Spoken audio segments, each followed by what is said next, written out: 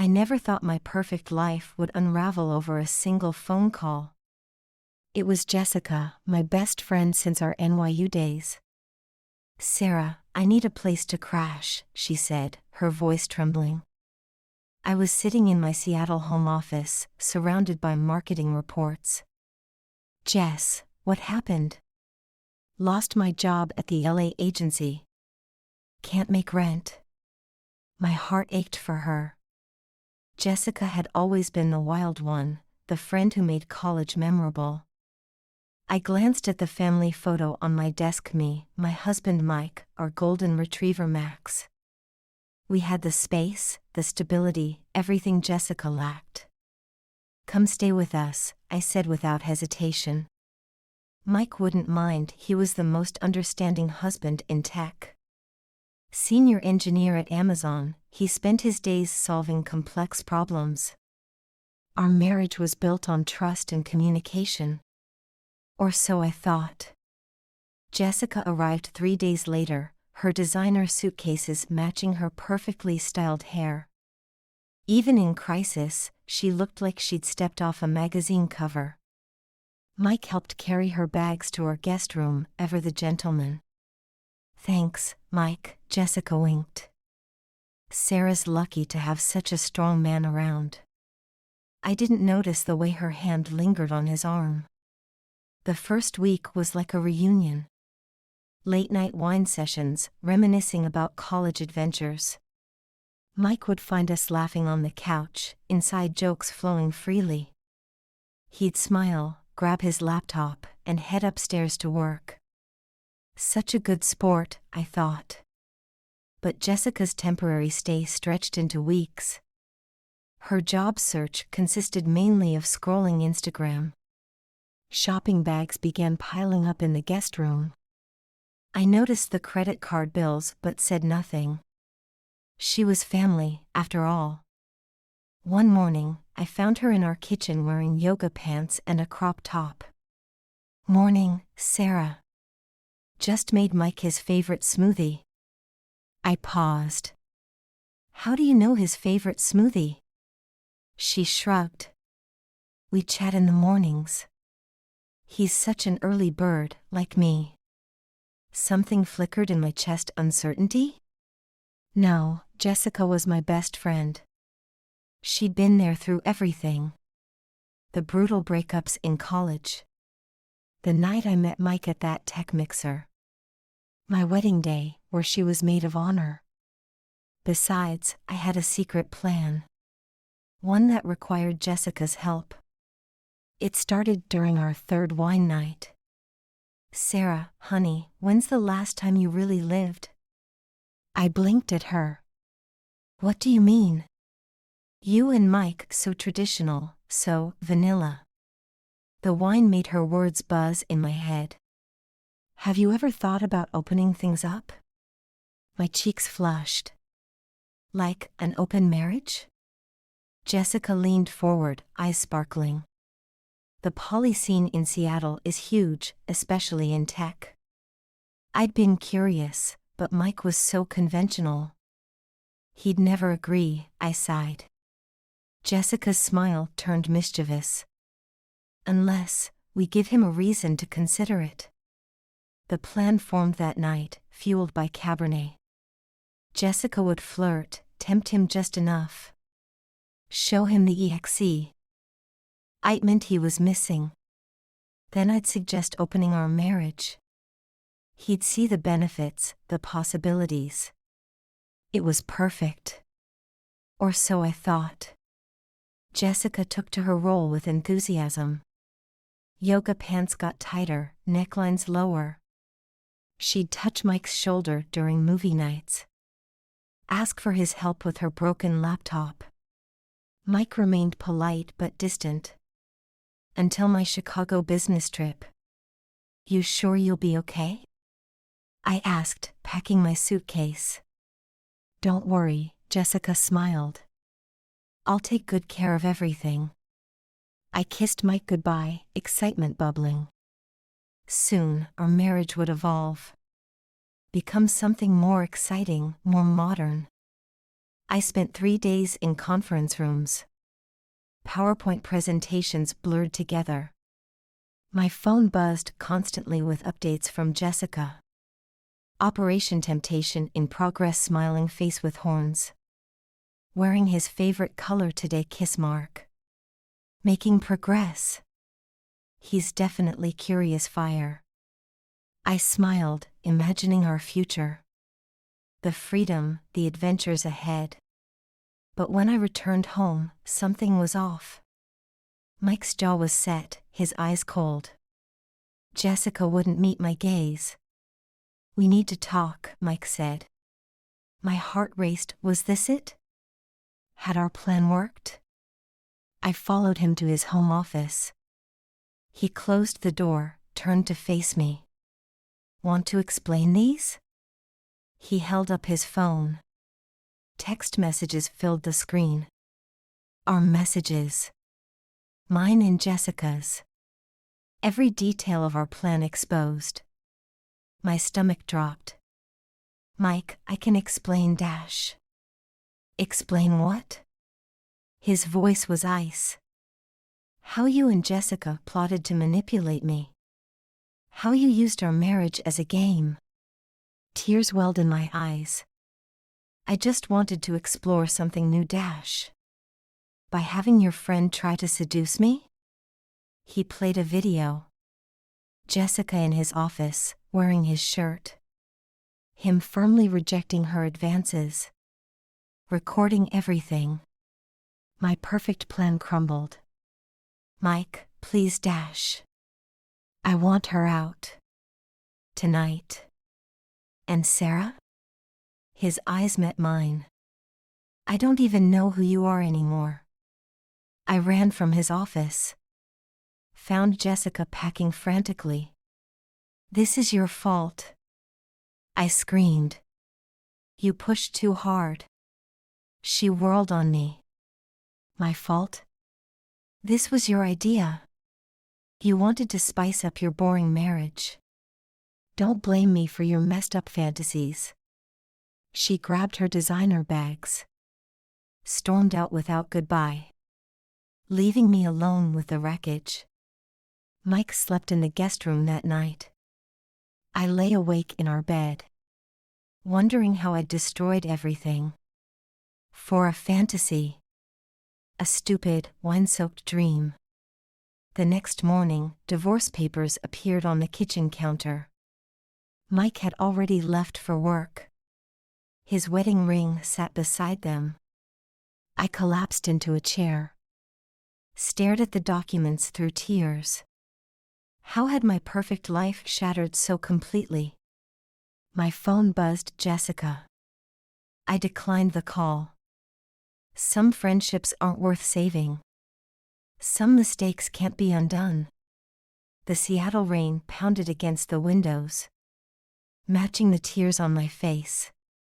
As I signed away my marriage, my happiness, my perfect life. All for a plan that was doomed from the start. The divorce proceedings moved faster than I expected. Mike's lawyer was ruthlessly efficient. Every text message, every scheme, laid bare. I sat in the conference room, shame burning my cheeks.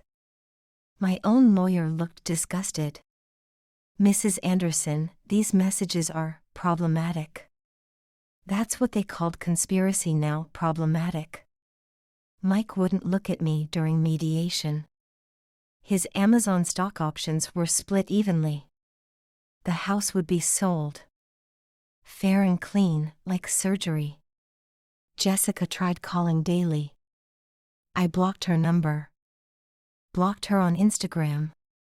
Blocked her everywhere. But Seattle felt too small now. Every coffee shop held memories. Every street corner whispered judgment. My marketing team noticed my distraction. Deadlines slipped through my fingers. Until my boss called me in. "Take some time, Sarah. Clear your head." Paid leave, they called it. Professional pity. I spent days in my empty house. Mike had moved to his new waterfront condo. Our golden retriever Max went with him. Even the dog knew who was at fault. One night, wine-drunk and desperate, I Googled polyamory Seattle. Found the community Jessica mentioned. They met at a bar in Capitol Hill. I put on my tightest dress. Applied makeup like armor. Walked in alone. They welcomed me with open arms. No judgment, they said. Everyone makes mistakes. Marriage is an outdated construct. I nodded along, ordered more drinks. Tried to believe their words. But their freedom felt hollow. Their relationships complicated puzzles. I missed simple. I missed trust. I missed Mike. A guy named Chad bought me drinks. Software developer at Microsoft. Talked about ethical non-monogamy. His wife was at home with their boyfriend. It all seemed so easy for them. Why had I needed schemes and manipulation? Why couldn't I just have talked to Mike? Chad invited me home. I almost said yes. Almost embraced the lifestyle. Then my phone buzzed. A photo from our neighbor. Mike walking Max in the park. Smiling at some woman. My replacement, probably. Someone honest. Someone trustworthy. Someone better. I left the bar alone. Crying in my Uber. The driver offered tissues. Bad night? Bad life, I answered. He nodded sagely. Sometimes we need to hit bottom before we can climb up. Wise words from a stranger. I tipped him well. Back home, I faced my reflection. Smeared mascara. Desperate dress. Who had I become? The next morning, my phone rang. Jessica's number, but not blocked. New phone, same toxic friend. Sarah, baby, I miss you. Her voice slurred slightly. I'm in Miami now. It's amazing. You should come visit. We could start fresh. I listened to her ramble. About beach parties. Tech millionaires. Crypto opportunities. Just need a small investment. Click. I blocked the new number. Some people never change. But I needed to. I opened my laptop. Searched. For marketing jobs. New York caught my eye. Far from Seattle. Far from memories. Far from Mike's happiness. My fingers hovered over the apply button. A notification popped up. LinkedIn message from Mike. My heart stopped. The house sold. Above asking. Papers are with your lawyer. Good luck, Sarah. Professional. Courteous. Final. I hit apply on the New York job. Then another. And another. Chicago, Boston, Austin. Anywhere but here. The responses came quickly. Video interviews lined up. Each one a potential escape. Each one a new beginning. The New York firm offered first. Manhattan salary. Signing bonus. Relocation package. I accepted immediately. Gave notice at my Seattle job. Started packing boxes. Each item a memory to sort. Keep or discard. Like pieces of my old life. The wedding album went to storage. Couldn't burn it. Couldn't keep it. Couldn't let go completely. My last night in Seattle. Rain again, always rain. I drove past our old house. New owners moving in. Young couple, expecting their future bright. Unlike my past. I parked at Cary Park. Watched the Space Needle glow. City lights reflecting on the bay. 5 years of memories. One perfect marriage. One best friend. All gone. Tomorrow I'd board a plane. Become someone new. Someone wiser. Someone better. My phone buzzed one last time. Jessica again, new number. Sarah. The crypto thing is huge. Just need 10,000 to start. I changed my number instead. Some chapters need to end. Some lessons need to stick. The Seattle skyline blurred. Through tears or rain. Maybe both. Time to go. Time to grow. Time to learn. That love without trust is just another scheme, waiting to unravel. New York hit me like a wall of noise. Sirens, horns, 8 million stories. None of them mine. Yet. My corporate apartment faced Central Park. Sterile and modern. No memories on these walls.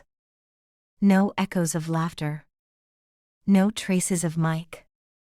The marketing firm kept me busy. 80-hour weeks. Client presentations. Strategy meetings. No time to think. No time to regret. Until night fell. And silence crept in. I downloaded dating apps. Deleted them immediately. Not ready. Not worthy. 6 months passed in a blur. Winter turned to spring. I made work friends. Surface-level connections. Safe. Controllable. Then came the email. From Mike's sister Emma. Subject, thought you should know. Jessica had struck again. In Miami, running schemes. Crypto scams and fake startups. Taking advantage of divorcees. Until one fought back. She faced charges now. Federal investigation. Her Instagram went dark. Her victims sharing stories. I almost felt sorry for her. Almost. Emma's email continued. Mike was doing well. Promotion at Amazon. New girlfriend, Karen. Elementary school teacher. She's nothing like you. 4 words. Cutting deeper than divorce papers. I closed the email. Walked to Central Park. Watched families play. Dogs chase balls. Life moving forward. While I stood still. My therapist called it growth. You're processing trauma. Confronting patterns. Building boundaries. I called it survival. One day at a time. Summer arrived with vengeance. New York humidity. Suffocating like guilt. I threw myself into work. Earned promotions. Built my reputation. Made real friends. Started therapy twice weekly. Learned words like codependency. Emotional manipulation. Self-worth. Started running in the park. 5 miles daily. Sweating out toxins. Physical and emotional. My new apartment overlooked the Hudson. Decorated it myself. No designer furniture. No Instagram aesthetic. Just comfort. And books. Lots of books. About relationships. About boundaries. About trust. One Friday night. Wine glass in hand. I opened Facebook. Mike's profile appeared. Engaged. Karen beaming beside him. Max wearing a bow tie. 300 likes. I didn't cry. Progress, my therapist would say. Instead, I wrote him a letter. Never to be sent. Apologizing. Taking responsibility. Wishing him joy. Then deleted it. Some wounds heal better. In silence. A year passed. Then too. New York became home. I dated occasionally. Carefully. Honestly. Met James at a conference. CFO of a startup. Kind eyes. Patient heart. No games. No schemes. Just coffee. Then dinner. Then weekends. I told him everything. About Seattle. About Mike. About Jessica. About learning. He listened. Really listened. We all have pasts, he said. It's how we grow from them. Simple wisdom. Profound truth. Our relationship grew slowly. Built on trust. On communication. On respect. One night, scrolling news. Jessica's name appeared. 5 years in federal prison. For fraud and conspiracy. Her victims numerous. Her schemes exposed. I felt nothing. She was part of my past. A lesson learned. A chapter closed. James held my hand. As I read the article. No judgment. Just support. You're not that person anymore. He was right. The old Sarah died in Seattle. This Sarah was different. Stronger. Wiser. More real. James proposed on Christmas Eve. Simple and honest. Like him. Like us. I said yes. Without schemes. Without manipulation. Just love. Pure and true. We married in Central Park. Small ceremony. Real friends. True happiness. Emma came from Seattle. Hugged me tight. You've changed, she whispered. For the better. Later, she mentioned Mike. Happy with Karen. Second child on the way. I smiled genuinely. Glad for his joy. At peace with mine. Different paths. Same destination. Sometimes life breaks you. To rebuild you. Stronger. Wiser. More authentic. James and I built our life. On truth. On trust. On lessons learned. In pain. And loss. And growth. Now expecting our first child. A daughter. To teach about boundaries. About respect. About real love. The kind that doesn't need schemes. Just truth. And time. And trust. Life comes full circle. Not perfect. But real. And that's enough. That's everything. End.